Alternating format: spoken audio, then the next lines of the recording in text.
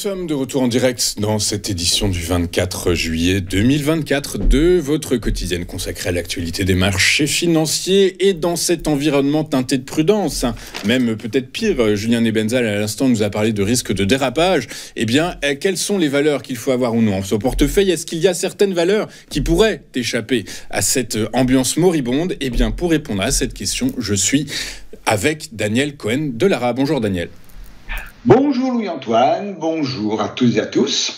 Bonjour, merci d'être avec nous. Daniel, vous êtes ancien président de l'Association française des analystes techniques, associé chez Next Momentum avec nous toutes les semaines pour nous aider à composer nos portefeuilles d'investissement ou de trading. Et on va commencer cette semaine avec le titre de Safran. Le titre de Safran qui, à la faveur hier de la bonne publication d'un de ses homologues américains, navigue désormais dans la zone haute de sa zone de latéralisation. Est-ce qu'on peut supposer que le mouvement impulsé hier est de nature à faire en sorte que le cours s'extirpe de cette zone vers le haut?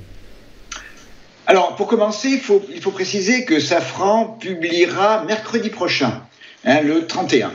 Alors, Safran est engagé dans une belle tendance haussière qui a été tout à fait dynamisée au mois de février par l'ouverture d'un gap haussier entre 175 et 178,65 euros et les cours sont allés jusque dans la zone des 220 euros. Zone dans laquelle, après avoir fait une figure technique de retournement qui s'appelle un sommet en pince, puis une structure de double sommet, est rentrée en consolidation. Et cette consolidation, eh bien, après avoir été baissière, est maintenant une consolidation à plat, à l'intérieur d'un range entre 195,65 et 206,70 euros.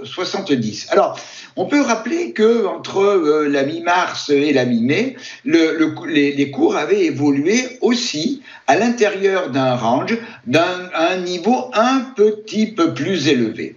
Alors, donc, quand on est dans cette situation de range, eh bien, il y a deux solutions. La première, on sort par le haut. La deuxième, on sort par le bas. Ça, monsieur de la Palisse n'aurait pas dit mieux.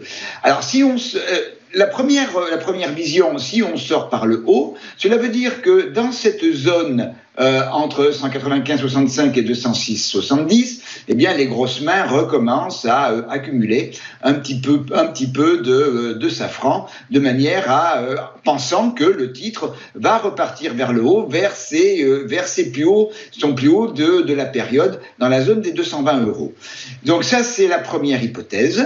À ce moment-là, il faudrait franchir en clôture quotidienne et toujours avec une bougie dynamique qui montre que les acheteurs sont véritablement à la manœuvre. Donc ce franchissement, eh bien, en clôture quotidienne, nous ouvrirait la voie dans un premier temps vers 211,30, puis la zone des 219-220 euros, donc le sommet atteint à la mi-juin.